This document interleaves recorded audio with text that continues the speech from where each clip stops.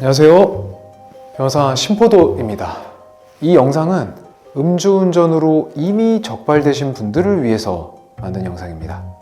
당연히 음주운전 하시면 안 되는데 이미 잘못을 저질렀을 때 내가 어떻게 되느냐에 대해서 당연히 궁금할 수밖에 없잖아요. 그래서 여러 가지 말씀드릴 것들이 있는데 예를 들어서 직후에 어떻게 되냐, 그리고 뭐 벌금이 나오는 거냐, 내 운전 면허는 어떻게 되는 거냐, 그리고 뭐 직장에서 어떻게 되는 거냐, 이런 부분들이 좀 많이 궁금하실 거예요.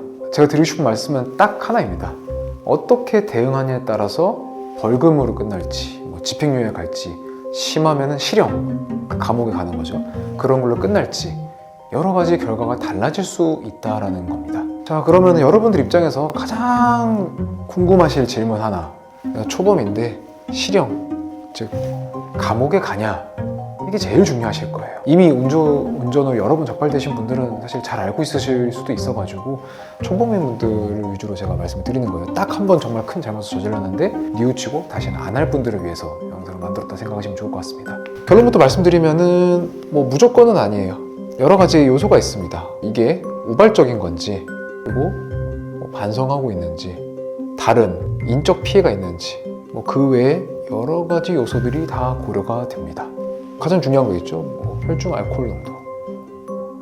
이 부분에 대해서는 다음 챕터에서 좀 더 상세히 말씀을 드리도록 하겠습니다. 이 음주운전 처벌 관련해서 가장 객관적이고 중요한 기준은 혈중 알코올 농도입니다. 이거는 참고로 초범 기준이에요. 여러 번 적발이 되신 분이거나, 그리고 뭐 뒤에서도 말씀드리겠지만 뭐 사람에게 피해를 주지 않았는 그냥 음주운전만 적발된 거 기준으로 말씀을 드리는 겁니다. 가장 심플한 상황에서의 가이드라인인 건데, 혈중 알코올 농도가 0.03에서 0.8인 경우, 0.8에서 0.2인 경우, 그리고 0.1을 넘는 경우인 건데, 뭐 이 정도면 이제 아예 그냥 만취 상태인 거죠. 그래서 이 정도는 그래도 비교적 가벼운 정도다. 뭐 맥주잔 몇 잔 정도 마신 정도다. 물론 시간이 지나서 혈중 알코올이 분해도 되니까 뭐 많이 마셨어도 그로부터 뭐 한나절 뒤에 운전을 한 거라면 다 다를 수가 있겠죠. 그러다 보니까 제가 일률적으로 말씀을 드리지는 못하는 건데, 일단은 행정처분입니다. 우리가 운전 면허가 어떻게 되냐, 면허가 기본적으로는 제일 낮을 때는 정지고 그 위에 단들 0.08 넘는 부터는 취소라고 하는데, 뭐 엄밀히 말하면 뭐 벌점이 나와서 뭐 얼마 100일 동안 뭐 이런 얘기인 건데, 뭐 이제 그 부분에 대해서는 뭐 지금 여기서 다룰 필요는 없을 것 같고요. 다만 이거를 하더라도 아까 말씀드린 다른 요소가 있다거나 뭐 죄질이 나쁘면은 취소로 가는 경우들도 분명히 있습니다. 그렇게 되는 거고, 그래서 여기에 대해서 참고로 다투는 거는 행정 절차예요. 그래서 심판이나 소송을 해서 다퉈야 되는 겁니다. 예를 들어서 이걸로 지금 생계를 영위하는 사람인데 너무 좀 가혹한 거 아니냐, 뭐 이런 식으로 다툴 수도 있는 부분인 거고요. 자, 그럼 이걸로 끝나냐? 제가 색깔을 다르게 빨간색으로 써놨는데 아마 잘 안 보실 거예요. 그래서 왜냐면 이 내용 자체를 뭐 완전 빠삭하게 아실 필요는 없잖아요. 음주운전 걸리신 분들 기준이라 하더라도 어차피 내가 이 측정값이 있고 이거는 뭐 상담할 때 자세히 말씀을 드릴 거니까. 근데 그냥 대략적으로만 말씀드리면은 가장 낮은 구간은 1년 이하의 징역이거나 아니면 500만 원 이하의 벌금인 거예요. 다음 단계 0.08에서 0.2 사이면은 1년에서 2년 사이의 징역이거나 아니면은 500에서 1000만 원 사이의 벌금이거나, 그리고 마지막 구간 만취 상태에서 적발된 경우에는 2년에서 5년 사이의 징역이거나 아니면은 1000에서 2000만 원 벌금입니다. 라는 건데, 이게 그렇게까지 중요하지 않을 수 있어요. 왜냐면은 이 양형 기준이라는 거는 아까 제가 말씀드린 여러 가지 요소들이 있죠. 뭐 죄질이라든가 뭐 반성을 얼마나 했느냐, 여러 가지 요소들이 가만히 돼서 실제로는 이것과는 다르게 결과가 나올 수 있는 부분이라고 생각을 하시면 될 것 같습니다. 자, 다음으로는 인적 피해입니다. 뭐 사고나 부상을 입혔느냐, 즉 사람을 음주운전하면서 치였느냐인 건데, 그렇게 해서 사람이 다치면은 치상, 상해에 이르렀다라고 합니다. 그래서 교통사고 처리 특례법상 처벌이 되고 그런 게 있는 건데, 그렇게 되면은 이거는 굉장히 큰 죄로 넘어가는 거거든요, 카테고리가. 그렇기 때문에 이 경우에는 뭐 벌금이 나오는 거는 거의 불가능하다고 생각을 하셔야 되고, 내가 실형을 가느냐, 즉 감옥에 가느냐, 아니면 집행유예를 받느냐, 그 부분에서 최선을 다해야 된다고 생각을 해요. 이거는 제가 이렇게 뭐 객관적으로 말씀을 드릴 수밖에 없는 부분이고요. 세 번째로는 당신의 직업, 그리고 초기 수사 과정의 태도, 뭐 가정 환경 등이 있다고 했어요. 이거를 뭐 그래서 양형사유라고 하는 건데, 뭐 죄가 성립하나 안 하냐랑은 좀 다른 거예요. 죄가 이미 된 상황에서 얼마나 더 크게 처벌할까 말까에 대한 얘기인 건데, 직업은 좀 와닿지 않을 수도 있어요. 그러니까 직무상 고도의 윤리성이 필요한 직업이라고 하는 게 그러니까 물론 뭐 모든 직업이 다 당연히 직업 윤리가 중요하죠. 근데 뭐 예를 들어서 우리가 공무원, 뭐 군인, 뭐 의사, 뭐 간호사, 뭐 여러 가지 직업들 있잖아요. 그런 직업들은 다른 직업들보다 조금 더 이 사람이 책임지는 게 크니까 이 사람의 행동에 대해서 미칠 수 있는 고도의 더 많은 도덕성이 요구되는 직업들이라고 흔히들 부르는 게 있어요. 그래서 이런 직업을 가지신 분들이 음주운전을 했다라고 하면은 더 엄벌하는 경향이 있는 거죠. 우리 뭐 연예인분들이나 이런 분들도 음주운전 논란이 있으면은 벌과는 또 별개로 직업적으로 큰 타격을 받는 거랑 비슷하다라고 보시면 될 것 같고요. 태도는 뭐냐? 예를 들어서 막 밑도 끝도 없이 나는 뭐 잘 모르겠다. 내가 언제 술 마셨냐? 뭐 음주 측정기가 막 조작된 거다. 이런 식으로 하시는 분들이 있을 수 있어요. 그래서 뭐 그런 경우에는 이제 반성을 했냐가 있는 거죠. 반성이라는 거는 뭐 내가 스스로 그냥 반성한다는 의사표시를 하는 것도 있겠지만 뭐 예를 들어서 뭐 사람이 다쳤다 그러면은 뭐 피해 회복 그런 것도 있겠죠. 그리고 이 반성이라는 거는 관련해서 음주를 계속 하는 중독 상태예요. 그러면은 뭐 음주, 뭐 치료 뭐 이런 것들이 들어갈 수도 있겠죠. 그리고 마지막으로 뭐 가정환경, 여기 등이라 쓴 게 사실 되게 많은 요소가 있습니다. 가정 같은 경우에는 만약에 뭐 어떤 사람이 그 외벌이로서 가장이고 뭐 이 사람이 그 운전을 꼭 해야 되는 직업이다. 물론 그거 때문에 뭐 이쪽으로 갈 수도 있어요. 예를 들어서 뭐 택시 기사라든가 뭐 그런 직업인데 이런 짓을 하면은 더 문제가 있다라고 볼 수도 있지만 또 어떤 관점에서는 이 사람이 처벌을 크게 받으면은 운전면허가 아예 취소가 되고 그러면은 정말 이 사람의 같이 사는 가정에 큰 타격이 갈 수도 있겠다 인 걸 수도 있고 그런 거 외에도 이 사람이 정말 사회 구성원으로서는 그 전까지 너무나 잘 살아왔기 때문에 다른 사람들이 이분이 한 번 큰 잘못을 했지만 뭐 이번에 선처해 주시면은 뭐 앞으로 성실히 더 잘 살아갈 겁니다, 반성할 겁니다 라고 탄원서를 많이 써준다거나 이런 경우에는 그거를 좀 고려를 해서 처벌을 좀 덜 할 수도 있는 거겠죠.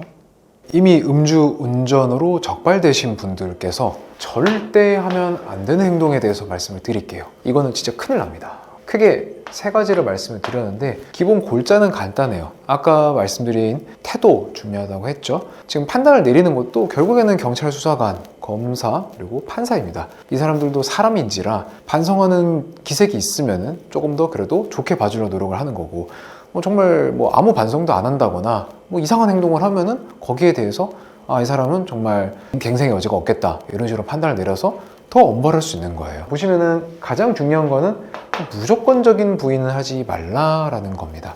무슨 말이냐면은 측정기가 뭐 오류가 났다거나 객관적인 증거도 없이 밑도 끝도 없이 난 그냥 안 마셨다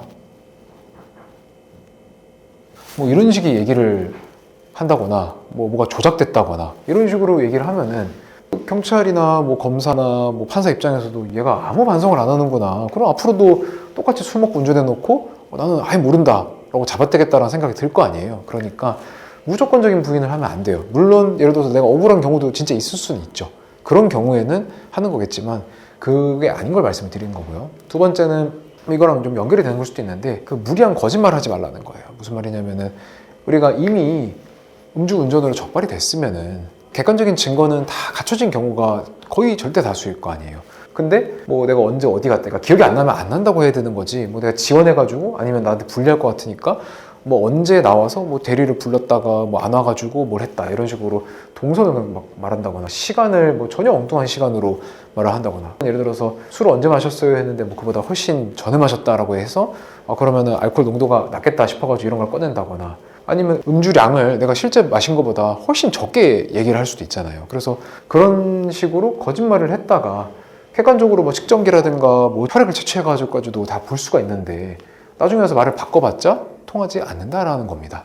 마지막으로는 무리한 합의 시도라 돼 있는데 이거는 이제 피해자가 있는 경우를 말씀을 드리는 거겠죠. 그 사람이 다쳤을 때. 근데 합의해야 되는 거 아니냐. 당연히 중요하죠. 합의 당연히 해야 되는데 가해자인 내가 뭐 밑도 끝도 없이 그냥 막 연락해가지고 막 뭐 합의 안 해주냐 싫다고 했는데 뭐 계속 연락한다거나 그랬다가는 오히려 내가 스토킹 행위를 하는 게 될 수도 있는 거예요. 스토킹 처벌법 위반일 수도 있는 거고 아니면 막 합의 안 해주면 가만 안 둔다 뭐 너 더 다치고 싶어 뭐 이런 식으로 얘기를 하면 협박인 거고 이거는 내가 할 게 아니라 변호사를 통해서 하셔야 되는 거예요. 나의 변호사가 피해자에게 연락을 드려서 일단 죄송하다 말씀드리고 뭐 어쨌든 그래도 뭐 금전적으로나마 피해를 회복시켜 드리고 싶다 뭐 이런 부분들을 얘기를 해야 피해자 입장에서도 피해자가 뭐 그냥 뭐 변호사 없이 있으시든 변호사의 조력을 받으시든 그래도 가해자의 변호사를 통해서 연락을 받는 게 훨씬 더 2차 가해가 없고 어떤 심정적인 부담이 없을 거라는 말씀입니다. 이제는 대응 방법, 그럼 뭘 해야 되냐에 대해서 말씀을 드릴게요. 일단은 요 세 가지 모두 다 변호사의 조력을 받아서 전문적인 도움을 받아서 하시는 거를 추천을 드리고요. 제가 아까 말씀드렸죠. 그 음주량, 시간, 동선 이런 거 거짓말하지 말라 그랬는데 문제는 뭐냐면은 내가 기억이 안 나는 경우들이 많을 거예요. 특히 만약에 술을 많이 마셨다 그러면 더 기억이 안 나겠죠. 그러니까 이런 것들 내가 최대한 기억을 짜내고 뭐 나도 이제 핸드폰에 뭐 결제 내역도 있을 거고 전화한 내역도 있을 거고 막 있을 거 아니에요. 그런 거를 최대한 동원해서 아주 정확하게 최대한 정리를 하고 나중에 조사를 받을 때 그거에 기반해서 말씀을 하라는 거예요. 물론 아무리 생각하고 고민하고 찾아보고 해도 뭐가 안 나와. 그러면은 당연히 그냥 모르면 모른다고 해야 되는 거예요. 자, 그런 것들을 깔끔하게 정리를 해야 되는 거고 이거를 나중에 다 정리를 해서 변호인 의견서를 합니다. 저희 의뢰인께서 이런 상황에 왜 처했는지, 뭘 잘못했는지, 뭘 반성했는지 이런 걸 다 정리해서 낼 건데 거기에 담을 내용들을 뭐 변호사가 신은 아니잖아요. 당연히 뭐 말씀을 해주셔야 아는 부분들이 있으니까 그래서 이런 걸 정리를 하라고 말씀을 드리는 건데 두 번째로는 직업상 불이익, 아까 말씀드린 뭐 가정 환경과도 연결이 되는 거겠죠. 그래서 이런 지금 내 상황상 양형에 대한 얘기인 거예요. 뭐 이런 부분들을 좀 선처해 주십시오라고 하기 위해서 얘기를 하는 건데 특히 만약에 이런 음주운전으로 인해서 뭐 실형이 아니어도 막 집행유예만 나와도 뭐 직장에서 쫓겨난 경우들도 있을 거 아니에요. 그럼 그런 경우에는 그런 것들을 간곡하게 얘기를 해야 되는 거예요. 물론 내가 잘못을 한 건 분명히 맞고 뭐 반성을 하고 있는데 정말 한 번만 내가 이제 직장에서 쫓겨나게는 안 하게 해주면 안 되겠느냐라고 간청을 하는 거예요. 그래서 이런 것들이 있는데 자, 반성문이랑 탄원서를 구조화한다고 했습니다. 구조화? 그게 무슨 말이냐? 중요한 거는 제가 하나만 말씀을 드릴게요. 변호사를 고용한다고 해서 막 미리 뭐 아예 막 대피를 해주고 그런 거는 지금 윤리상 있어서는 안 되는 겁니다. 뭐 그런 변호사분들도 간혹 있긴 한데 저희는 그렇게는 하진 않고요. 무슨 말이냐면은 내가 진짜 반성을 해야 되는 거고 내 주변 사람들이 정말 이 사람이 평소엔 착한 사람이고 이것만 잘못을 한 거니까 선처해 주셨으면 좋겠다라고 탄원을 하는 거지 변호사가 이렇게 써가지고 제출하세요 라고 써드리는 거는 직업적으로 문제가 있는 행동이라는 거예요. 그래서 변호사 도움을 뭘 받을 수 있는데 라고 해서 제가 구조화로 말씀드렸죠. 뭐 내가 이제 음주운전을 했는데 알고 보니 내가 뭐 알코올 중독이 좀 있다 그래가지고 그런 중독을 방지하기 위해서 아까 말씀을 드렸죠. 어떤 치료를 받는다거나 무슨 센터에 도움을 받고 있다 뭐 그런 걸 쓴다든지 아니면은 뭐 그냥 그 외에도 이제 뭐 준법 의식을 지키기 위해서 이런 교육을 받고 있습니다 라든가 그리고 내가 구체적으로 뭘 어떻게 잘못했는지에 대해서도 목차 같은 거는 예를 들어 말씀을 드릴 수가 있죠. 흔히들 반성을 할 때 이런 부분들은 꼭 말씀을 해주셔야 정말 반성했다라는 진정성이 느껴진다 라는 부분들에 대해서 가이드라인을 드릴 수 있다 정도입니다. 그래서 뭐 반성문 써주신 거에 대해서 뭐 이거는 좀 진정성이 떨어진다 이런 식으로 피드백을 드릴 수도 있고요.